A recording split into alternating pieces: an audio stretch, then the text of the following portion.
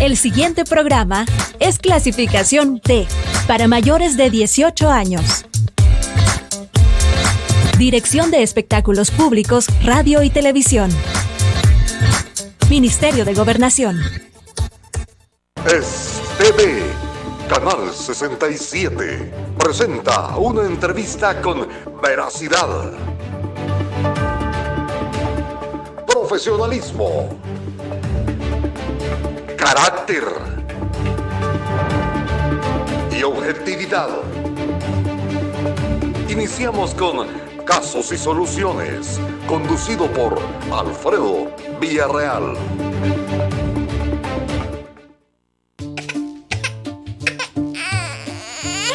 Si la gripe te pega fuerte en la nariz y los ojos, y eso te pone llorona, mejor toma Virogrip, que alivia cualquier síntoma de gripe. Virogrip, un producto calidad Vijosa. Hola, ¿qué tal amigos televidentes? Qué gusto poder saludarles a través de esta señal informativa de TV Canal 67 en su programa Casos y Soluciones. En esta oportunidad tendremos una interesante conversación con los que saben. Un abogado de la República del Salvador y también editorialista de los principales periódicos de nuestro país. Me refiero al licenciado Mauricio Ramírez Ortega, a quien le damos la más de las cordiales bienvenidas. ¿Qué tal, Mauricio? Gracias. ¿Cómo estás? Te equivocaste, no me llamo Mauricio. Jaime Ramírez Ortega. ¿Por qué siempre te pongo Mauricio? Yo creo que alguna confusión. Jaime Mauricio. Alguna confusión mental.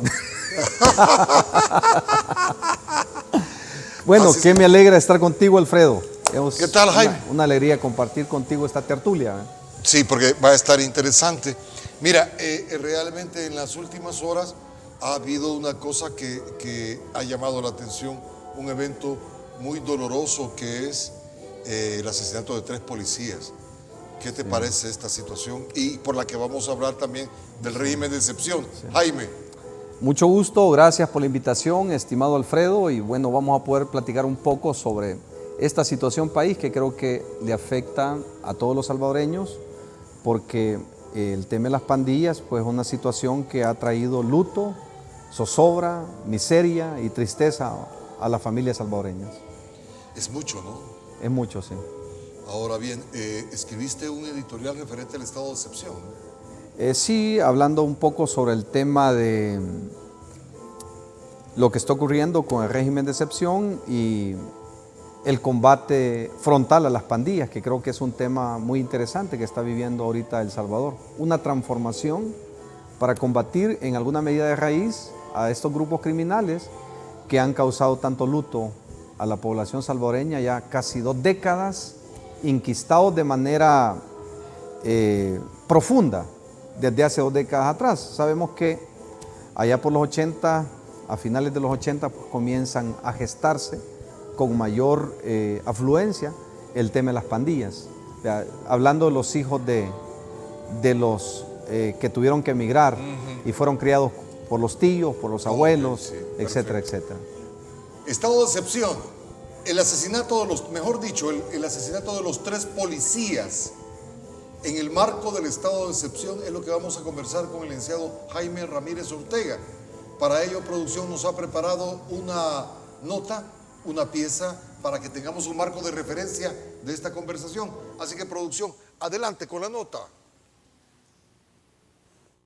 El inspector de la PNC, Carlos Mauricio Velázquez, y los agentes Franklin Antonio Lemus y Marta Lisset González murieron al ser emboscados por pandilleros en la colonia La Realidad en Santa Ana.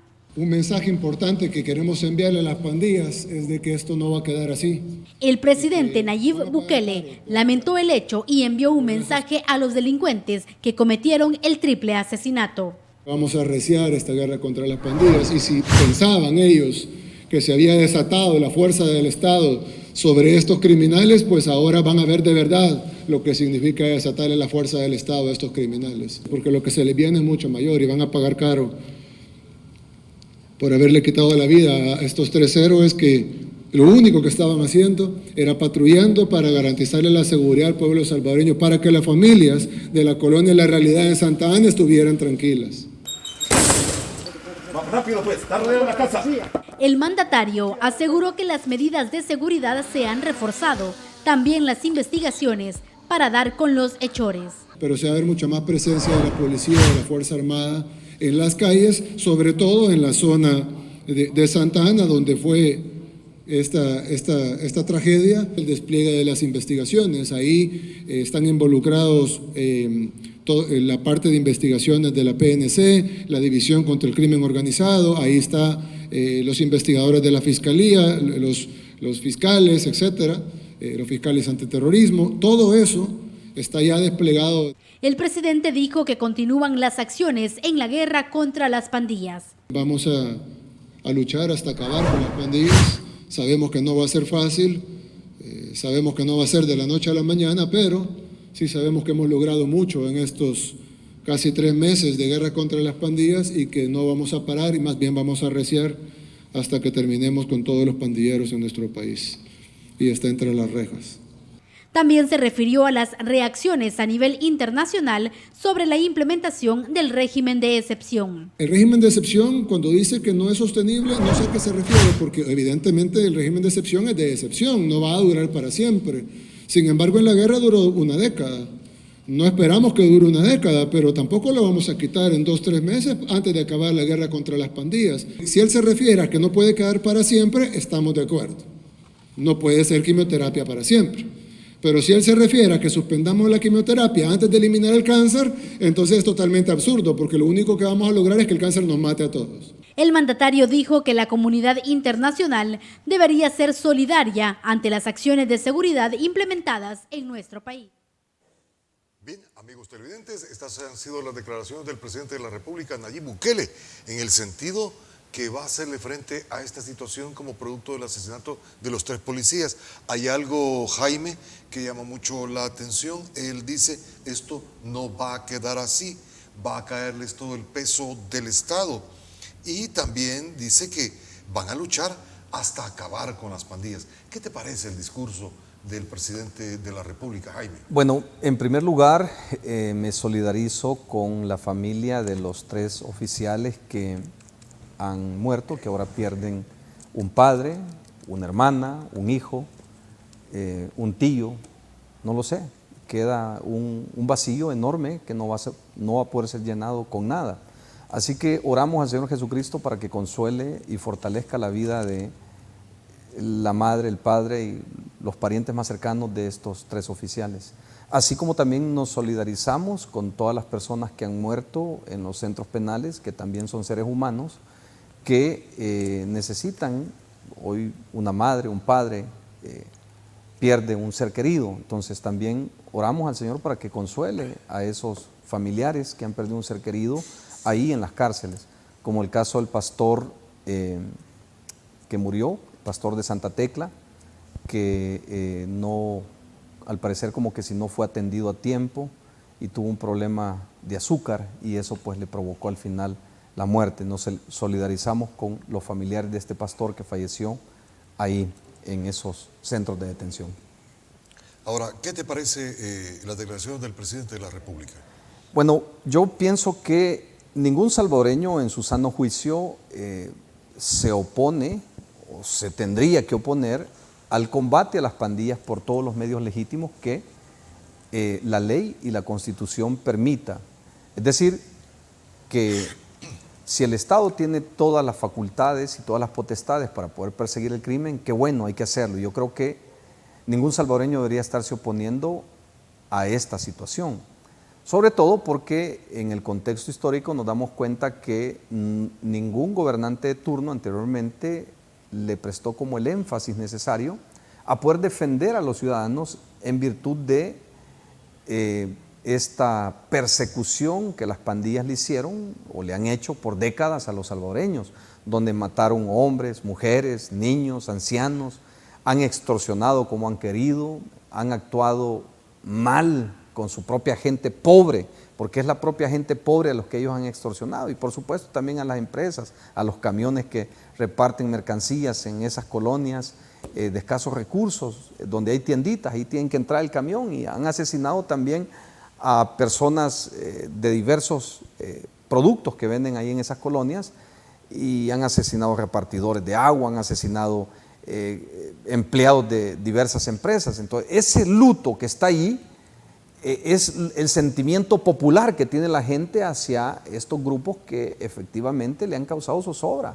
al país. Ahora vemos que por medio del régimen de excepción, que en términos positivos podríamos decir que ha logrado que bajen los niveles criminales de las pandillas, ha hecho que los pandilleros se preocupen más por andar huyendo, por andarse escondiendo, que por andar cobrando la renta. Esto en términos general diría yo que es completamente positivo, en virtud que anteriormente no se había hecho nada con respecto a este tema. Entonces, en ese sentido creo yo que el régimen de excepción ha venido a dar como una respuesta al tema del combate frontal a las pandillas. Pero está la otra cara que la abordaremos en el siguiente segmento, no sé si... Claro, por supuesto, esto es de hacerlo, pero las palabras del presidente cuando dice esto no se va a quedar así. Bueno, pienso que el presidente hoy cuenta con todos los elementos necesarios, los recursos, la policía, los militares, para poder perseguir a los pandilleros, y sobre todo, pues, pienso yo que desde la perspectiva de la inteligencia del Estado, el Ministerio de Seguridad debe de tener enfocados un listado de donde se encuentran los pandilleros, donde viven, qué es lo que hacen. ¿Cuántas inteligencias hay del Estado? Está la inteligencia policial, militar, del Estado. Y el organismo de inteligencia del Estado. Sí. 3 departamentos de inteligencia. Sí. ¿No crees que esto deberían de saber ya cómo está cuadriculado todo? Claro, yo pienso que a través de las décadas han de haber construido como un mapa donde están específicamente las pandillas operando, sobre todo con aquel tema de las ciudades santuarios, creo que tú te recuerdas. Y data desde la primera tregua que se reconoció en el año 2012, cuando se le vinculó al expresidente Mauricio Funes y al ex ministro de Seguridad, el general Munguía Payés. Que guarda prisión. Por ese hecho. Que guarda prisión. Por ese hecho. Y también se le ha girado orden de captura al expresidente Mauricio Funes por esa situación también. Entonces, ellos tienen una gráfica, tienen un listado, tienen un mapa de dónde operan, tienen nombres de ellos, tienen fotografías de ellos, saben cómo ubicarlos y dónde ubicarlos. Entonces, creo que en ese sentido, si se comienza a trabajar en base a esa lista, creo que específicamente, como dijo el presidente, y voy a retomar las palabras de él, que no se puede quitar la quimioterapia si no se extirpa primero el cáncer. Bueno, como digamos que la quimioterapia es como la inteligencia que tiene el Estado, de donde sabe que están los pandilleros, donde están sus familiares que viven de esa economía criminal, los parientes más cercanos, las personas que extorsionan.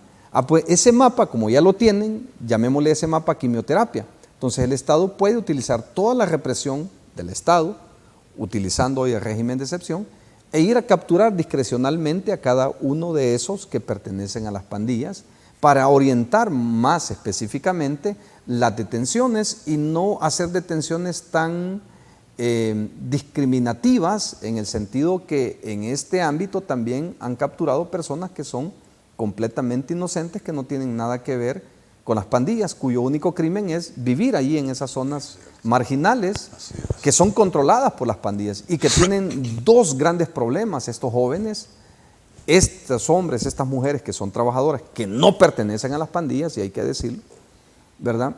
Tienen dos problemas. Uno es que por décadas han sido ellos intimidados por las pandillas. Si tu hijo no se mete a las pandillas, te lo mato. Si tu hija no se vuelve mi mujer, te la mato. Si vos no me ayudás a esto, también te mato. Entonces, han tenido toda esa presión, esa pobre gente pobre, y que muchos por presión se tuvieron que meter a las pandillas. Fueron reclutados directamente por las pandillas.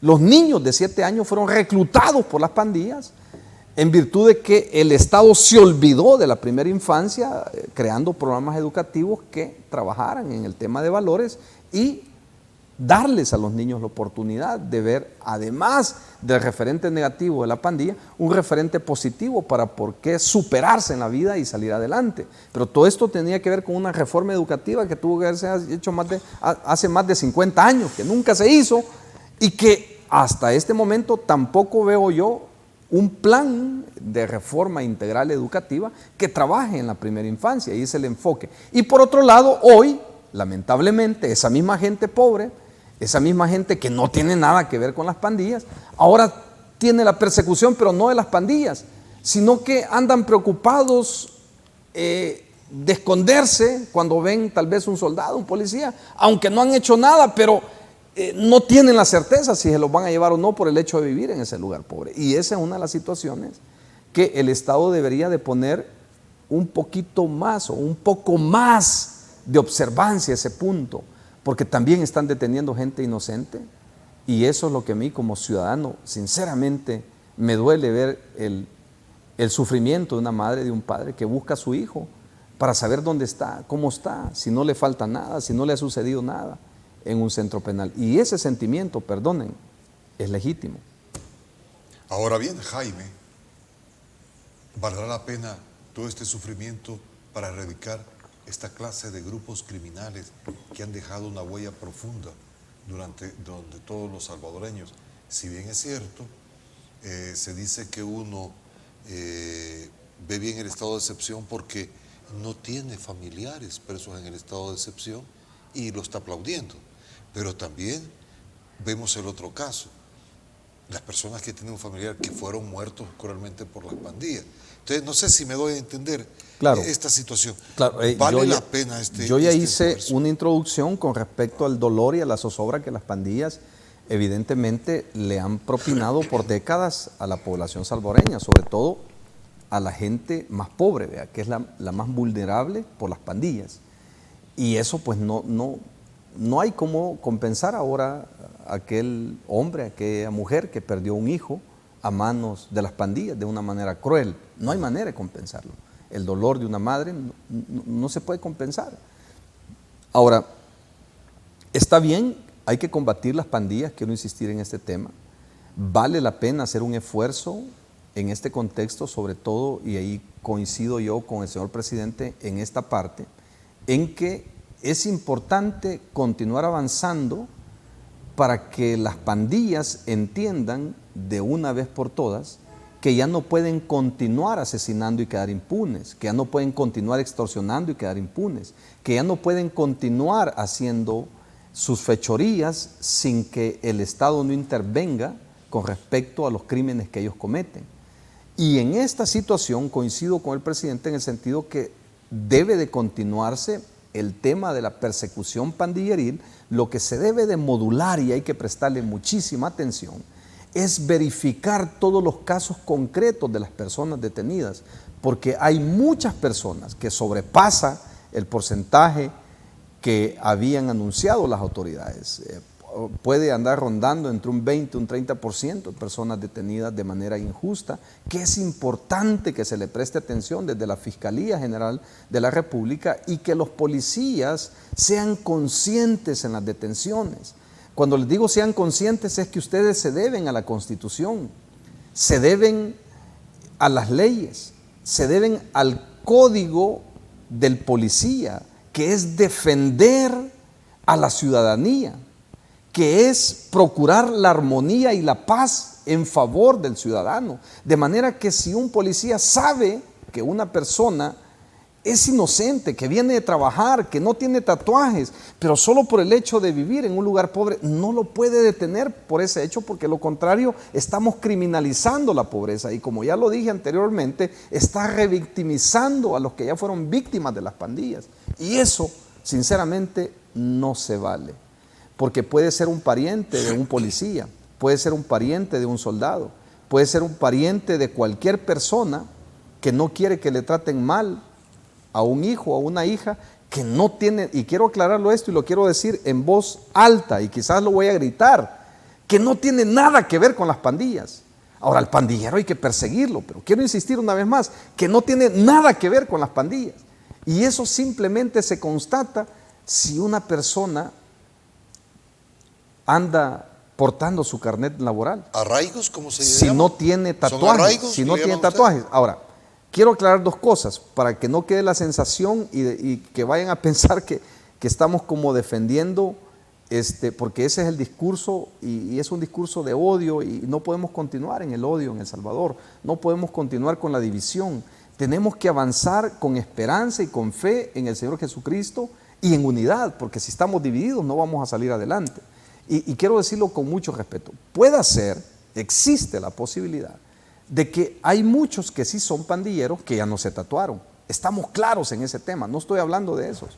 También hay muchos que son pandilleros que ya no están en el barrio, sino que están en colonias privadas, que sus hijos estudian en colegios privados, pero no por eso no significa que no se dedican al crimen.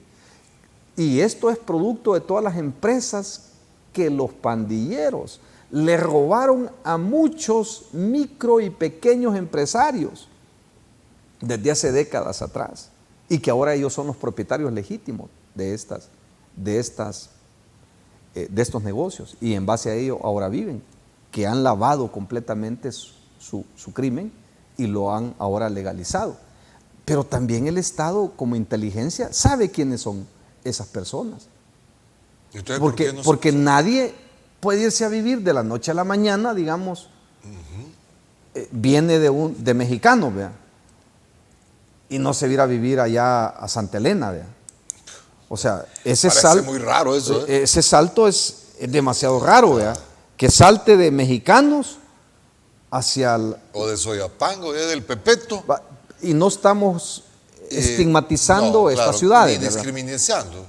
Yo, por ejemplo, vengo de un estrato social muy bajo. Mi mamá, lavando y planchando, nos sacó adelante. Yo nací y crecí en una zona marginal, pero no soy delincuente.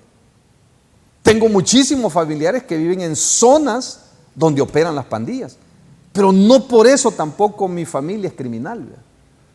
Porque yo sí tengo familia que viven en lugares donde operan las pandillas, pero mi familia no es criminal, ¿ya? Pero ellos viven preocupados si un día llegan en la noche a sacarlos, ¿verdad? Por el hecho de vivir allí. Y esa preocupación, quiero que la entiendan las autoridades, que es legítima de los salvadoreños honrados, de los que trabajan, de los que poquito pero contribuyen con sus pequeños impuestos de su salario que le pagan al Estado. Contribuyen en eso poquito. Entonces, en ese sentido, quizás yo llamo a la reflexión a las autoridades, a los soldados, a los policías, a los oficiales, que traten con dignidad y respeto a las personas. Porque puede ser una hermana suya, puede ser un primo suyo, puede ser su mamá y su papá, y no le va a gustar que de un solo, sin mediar palabra, le peguen y la boten al suelo. No les va a gustar. Por eso apelo a la regla de oro que el Señor Jesucristo nos enseñó. No le hagas a otro lo que no quieras que te hagan a ti. Pero cuando hay certeza fundada de que alguien es un pandillero, pues actúen como deben de actuar. Nadie les está diciendo que no lo hagan. Tienen que hacerlo. Tienen que irlo a combatir, pero tienen que enfocarse en buscar el que verdaderamente es pandillero. Búsquenlo hasta debajo de las piedras, pero tengan respeto por aquellos que no tienen nada que ver.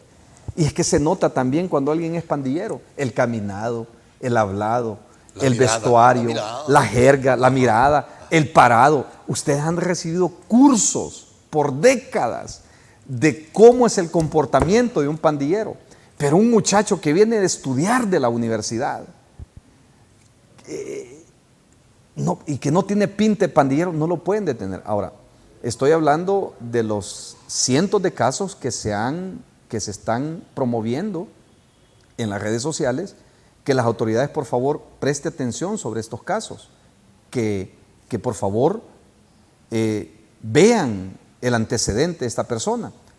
Particularmente yo conozco 5 personas que no tienen nada que ver con las pandillas y voy a mencionar aquí los nombres para que tal vez las autoridades, si me oyen, por favor puedan revisar concretamente estos casos. Me refiero al pastor Mario Ernesto Flores Serna, presbítero de Aguachapán, pastor desde hace 18 años de la Asamblea de Dios.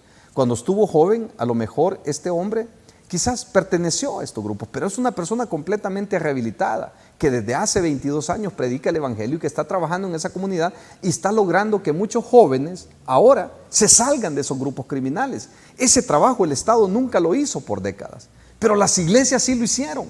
Quiero decirles, Estado, que las iglesias sí lo hicieron y parte de ese trabajo que se ha hecho para que muchos jóvenes se salgan de las pandillas, lo ha hecho la Iglesia Evangélica de El Salvador. Y en este caso es el pastor Mario Ernesto Flores Serna, que es un hombre que tiene sus credenciales, que tiene arraigos, que es comprobable que no está metido en las pandillas y que lo fueron a traer a la iglesia.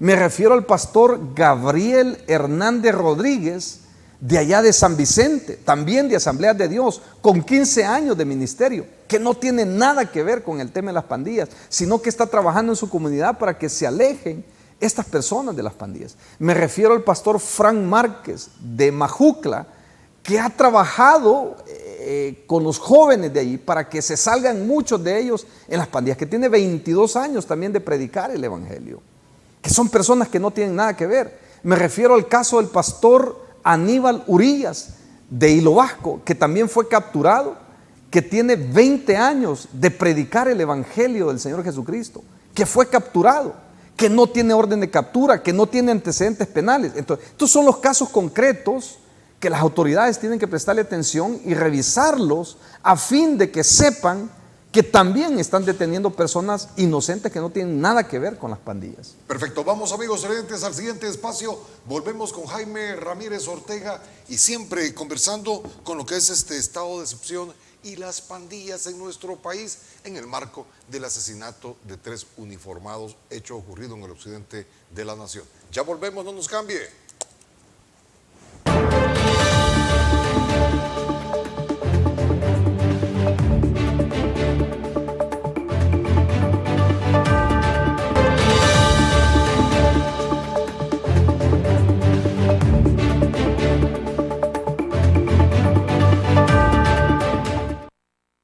Continuemos amigos televidentes conversando con Jaime Ramírez Ortega referente a este estado de excepción.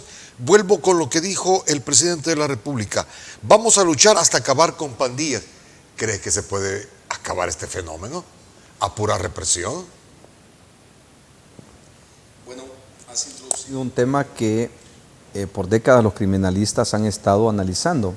Es decir, que para poder abordar el tema de las pandillas está perfecto como una medida de represión y disuasión de las pandillas el régimen de excepción. Sí.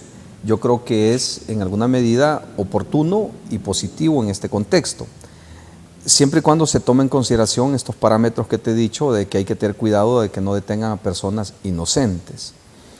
Ahora bien, para poder abordar el tema de integralmente, porque no solamente es la parte represiva, hay que trabajar en la parte preventiva. Pero aquí concuerdan algunas ciencias que son importantes analizarlas.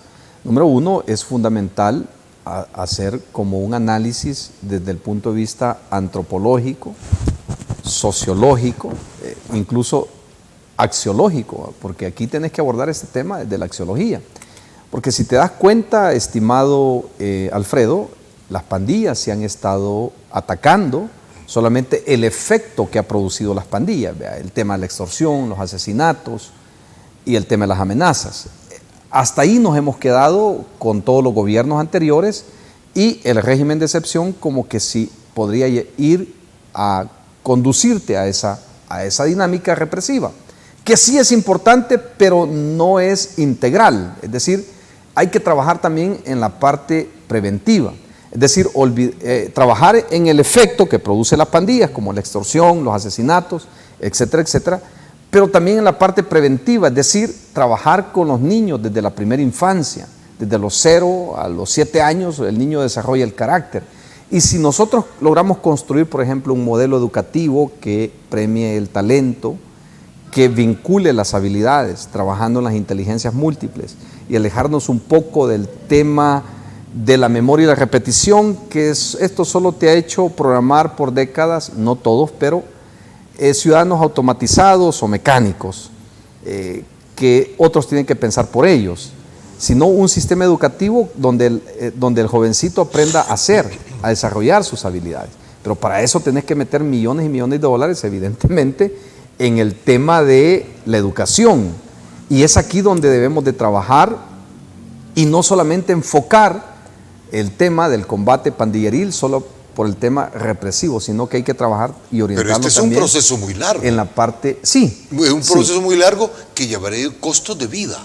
Sí, estamos hablando que para poder implementar un modelo educativo estamos hablando de unos 25, 30 años. Imagínate aproximadamente. ¿qué costo tendrá esto Pero en vidas?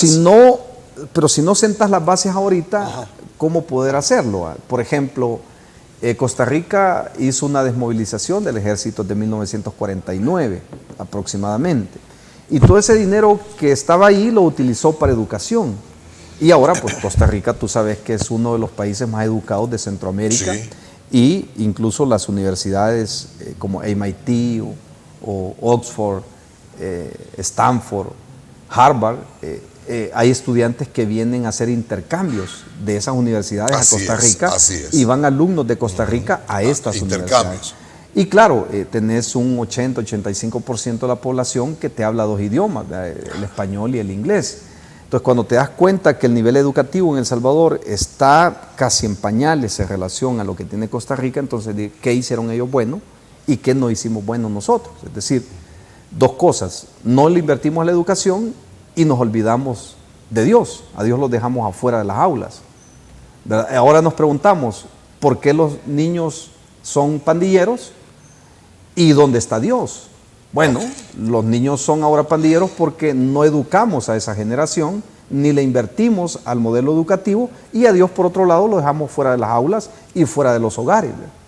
Y esta es la situación por lo cual ha venido toda esta plaga que ahora tiene atormentado al país, pero que en términos concretos y generales podría decir que la represión que ahora se está generando está dando resultados positivos, porque los pandilleros se están desplazando, y que en otras latitudes, en otros tiempos, eran las pandillas las que desplazaban esas familias, y eso sí es positivo. ¿Se puede acabar las pandillas con represión, cura? No, solo con represión no se puede acabar las pandillas. Necesitamos trabajar y enfocarnos en la parte preventiva urgentemente. Ahora te quiero, tú eres abogado. Sí. ¿Tú defenderías a un pandillero? No, nunca he defendido... ¿No es un ser humano? Nunca he defendido, digamos, un pandillero porque no soy tan especialista en el derecho penal. Ocasionalmente sí he defendido personas que se han metido en problemas y que les han tratado de vincular a las pandillas. Pero yo tengo la certeza que no andaba en pandilla. En ese sentido creo yo que cada abogado pues se enfoca en su área específica. En mi caso yo no he sido tan dado, aunque sí ejerzo en lo penal, pero no es esa mi área de fortaleza. ¿Y si tuvieras la oportunidad? Si tuviera la oportunidad tampoco lo haría porque no tengo como la estrategia. Digamos, el enfoque para estar defendiendo a alguien que se ha metido en las pandillas. No tengo yo ese enfoque, mis principios no me permiten hacerlo. ¿Y cómo están ahora los abogados? Pero sí estoy tratando de apoyar y defender a estos 4 pastores que te estoy comentando. No, estás defendiendo a 4 pastores. Pero no solo soy yo, es decir, hay un equipo de abogados que estamos trabajando de manera legítima para poder darles una buena representación. ¿Qué posibilidad hay que salgan libres? No hubo ninguna posibilidad, fuimos a defenderlos, presentamos los arraigos. En Santa Ana, por ejemplo, el caso del pastor Mario Ernesto Flores Serna, presentamos los arraigos, su credencial de pastor desde hace 18 años, presentamos la carta laboral que tiene con la Conferencia Evangélica de las Asambleas de Dios, firmada por nuestro pastor general, el pastor Jeremías Bolaños, donde dice que es un buen pastor, que es un hombre que no anda en malos pasos, que es honrado y que ha sido diligente en dirigir su iglesia desde hace 18 años. Así con todos los pastores. Con todos estos pastores. Ok, y ahora ¿cómo se está trabajando? ¿Cómo está el panorama de ustedes los abogados, tanto privados como de la Procuraduría, en el estado de excepción? ¿Tienen éxito en sus gestiones? ¿Cómo trabaja un abogado de la Procuraduría, para el caso? Bueno, los abogados de la Procuraduría están sobregirados en los casos. Por ejemplo, van cuatro o cinco abogados de la Procuraduría a defender 400 o 500 personas. Es imposible que puedan llevar los arraigos de esas 500 personas. De manera que aunque las personas, los familiares de los detenidos lleven esos arraigos a la Procuraduría, yo podría decirle casi imposible que los vayan a presentar todos los arraigos. Identificar 500 personas en un proceso, 5 abogados, es un trabajo tan titánico que es imposible de hacer. Es decir, estos 500 están condenados a quedarse en la cárcel. Sí, y por otro lado, los abogados privados, digamos que la gente tiene la posibilidad, tiene los recursos de, quizás en medio de toda su pobreza, procuran reunir su dinerito, contratan un abogado privado, y el abogado privado, la única ventaja que va a tener es saber dónde está detenido su pariente, saber en la condición en la que está, el juzgado que va a llevar su caso, y el abogado pues va a tener la oportunidad de ir a buscar a la Dirección General de Centros Penales los antecedentes de esta persona detenida, la situación jurídica y la solvencia policial. Estos elementos pueden ayudar, pero en las audiencias, en las 2 que yo he estado, de las 500 personas que han sido procesadas, ni una sola ha salido, a pesar de que muchos de ellos tienen arraigos muy fuertes. Incluso algunos familiares tienen la posibilidad económica incluso de dar una fianza para garantizar que el individuo no se va a sustraer del proceso. Y sin tener muchas pruebas, los jueces los han enviado a la cárcel. Y esto es lo que a mí me preocupa como ciudadano, en lo cual le pido a las autoridades que le presten atención a estas situaciones desproporcionales que se están cometiendo en contra de ciudadanos honrados, que tarde o temprano van a demostrar su inocencia. Y aquí quienes van a quedar mal son los que han tomado mala decisión. Y pueden ser procesados. Eventualmente. Ahora bien, Eventualmente. veamos. Tú dices que el abogado presenta los arraigos. El abogado público de la Procuraduría presenta los arraigos. El juez los ve. Pero estos 500 se fueron a la cárcel. Es decir, ¿están influenciados los jueces? Bueno, has tocado un punto bien interesante, ¿verdad? Digamos, en una audiencia, en un tribunal especializado, como el caso de Santa Ana, que yo estuve en una de esas audiencias con otros colegas, imagínate, tenés 512 personas, porque a la audiencia que yo fui eran 512 personas. Entrás a la audiencia y yo salí, vi el dolor de muchas personas, de muchas madres que estaban allí. Si son inocentes o culpables no te los podría decir, porque yo no los conozco a las personas esas que detuvieron. Eso sí yo no te lo podría decir. Pero podés contribuir en algo. Lo que hice fue tomar los arraigos de todas estas personas, que fueron como unas 50 o 60 personas, y fuimos con los procuradores y comenzamos a clasificar los arraigos. Y esos arraigos sí se presentaron. Pero habían otras personas. No sirvieron de mucho. Ahora, hay que aclarar lo siguiente. La audiencia fue de todo el día para esas 512 personas, todo el día.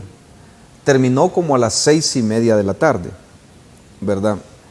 Pero a las 4 se suspendió, a las 4 de la tarde. Ahí dice, bueno, ya terminamos los alegatos y todo ese tema. Y dice el juez, se suspende y voy a dar mi veredicto en 2 horas, a las 6 de la tarde, dice. Bueno, y comienza a dar el veredicto. Es de derecho, el veredicto es de derecho. Sí, voy a dar mi veredicto, quiénes son los que quedan y voy a analizar los arraigos. Pero es también imposible que un juez revisar los 500 casos. Que un juez, es imposible, con todos sus colaboradores que tenga, es imposible que en 2 horas pueda revisar, digamos, porque no todos presentaron arraigos, pero digamos que habían la mitad, 250 expedientes con arraigos.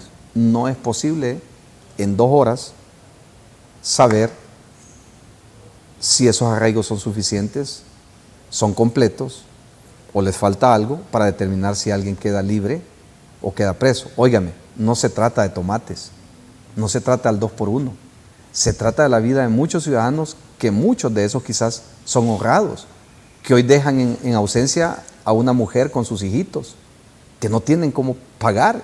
Y estoy hablando de los honrados, ¿vea? No estoy hablando de pandilleros, ni tampoco estoy defendiendo pandilleros, sino de los inocentes que están ahí, de los arraigos que se presentaron, que trabajan, que tienen un salario, que tienen un domicilio fijo, que tienen una esposa, que tienen hijos que mantener. Entonces, que no dependen de su economía, no depende de la economía criminal, sino de sus fuerzas.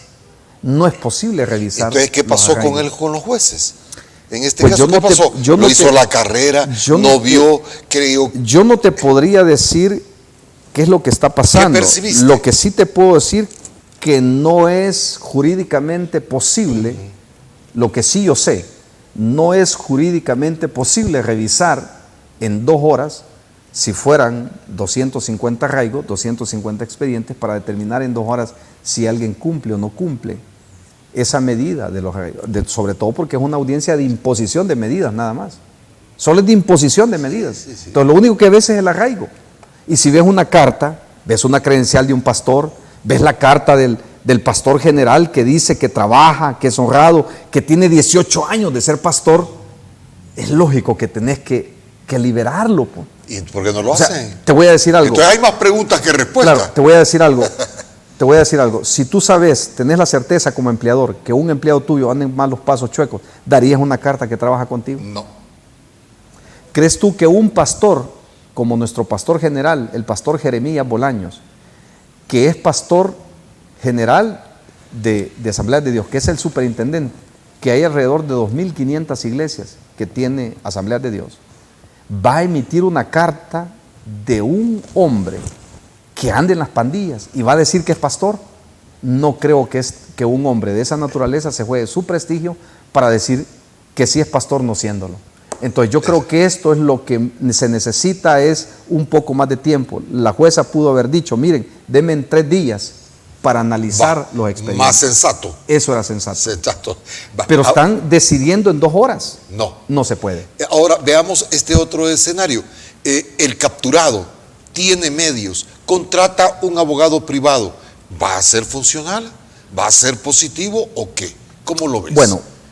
O nos vamos al abogado de abogados. Bueno, si nos vamos al abogado de abogados, el control lo tiene siempre el Señor Jesucristo. Eso. De todo lo que está Correcto, ocurriendo. pero, ¿verdad? Ahora, yo lo que recomiendo es lo siguiente.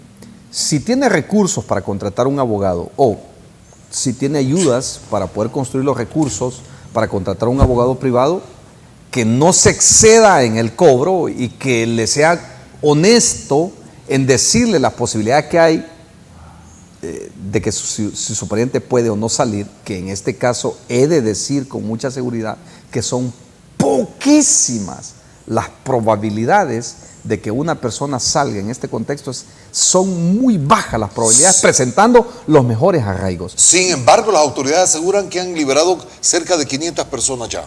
Bueno, yo ya te puse estos casos que no han sido liberados y que son inocentes. Okay. Sigamos con la idea del abogado. No necesariamente es cierto el discurso estatal. Okay. No necesariamente puede ser veraz Right. al 100%, pero Bueno. pongo lo siguiente.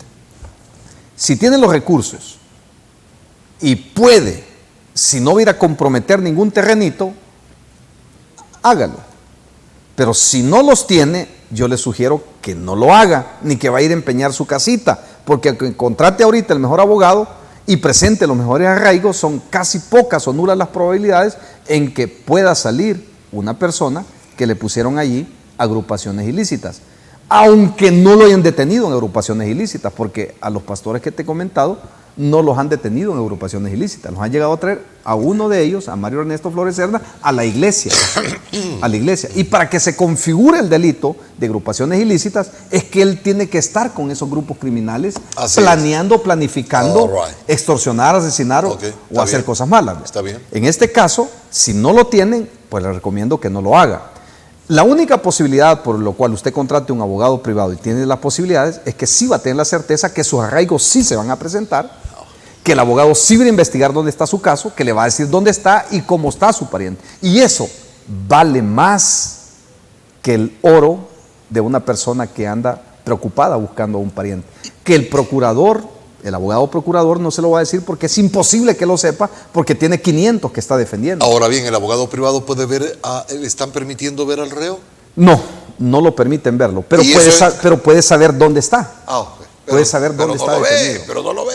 No lo ve. No sabe cómo está. No puede saberlo. Si sabe, estaba apuleado, enfermo. No lo puede saber. Okay. No lo puede saber. Vamos a la siguiente pausa, amigos televidentes. Volvemos en breve ya con la despedida y la conclusión de este interesante problema y realmente las capturas, cómo se está moviendo la justicia.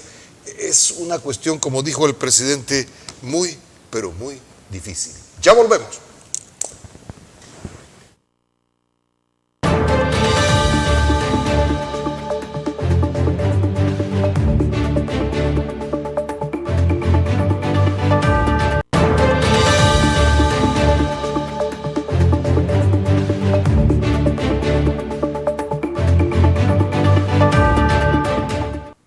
aprovecharemos estos minutos que nos quedan para consultarle al licenciado Jaime Ramírez Ortega cómo están las cárceles con el hacinamiento.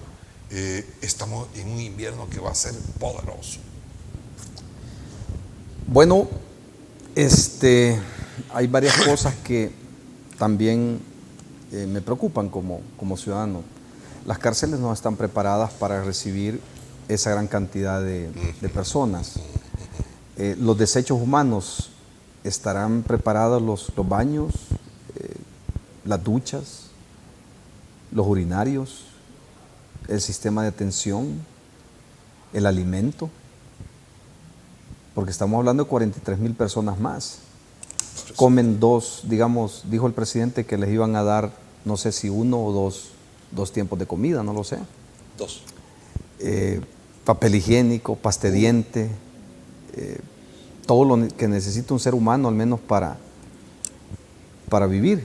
Tal vez de aquí podría salir tal vez un programa a manera de sugerencia a los que detentan el poder, que tal vez bien podría hacerse un decreto también transitorio especial en el cual se saquen a todos aquellos que ya cumplieron el 50% de la pena, que son delitos comunes. Oh, qué bien, esa es una alternativa. Esa sería una alternativa, se los dejo a los diputados de las asambleas. O la gente senil de cierta edad. A eso voy. Ajá. Se lo sugiero a los diputados de la Asamblea Legislativa a que piensen que aquellos que ya cumplieron el 50% de la pena en los delitos comunes, les pueden dar ahorita en automático su libertad, vean. Los ancianos, los que están con enfermedades de azúcar, sangre, problemas renales, o los que están enfermos, pues hacer un decreto para poderlos sacar a ellos. Y en ese mismo decreto también sacar a todos aquellos jóvenes, ¿verdad?, que están ahí en las cárceles para llevarlos a trabajar en, ¿cómo se llama, Alfredo, esa nueva unidad que creó el Estado? Obras públicas, ¿cómo es que se llama? No, DOM. ¿Cómo? El DOM. ¿Qué significa? Es la que hace todos los trabajos de las obras alcaldías. Públicas. Obras públicas, el DOM, para las alcaldías. Vale. El DOM. El Estado podría sacar Dirección de Obras Municipales. La Dirección de Obras Municipales, el Estado podría sacar un decreto transitorio en el cual lleve a los jóvenes que están ahí detenidos a trabajar. Sí, hombre. Y el pago de ellos que sea el alimento.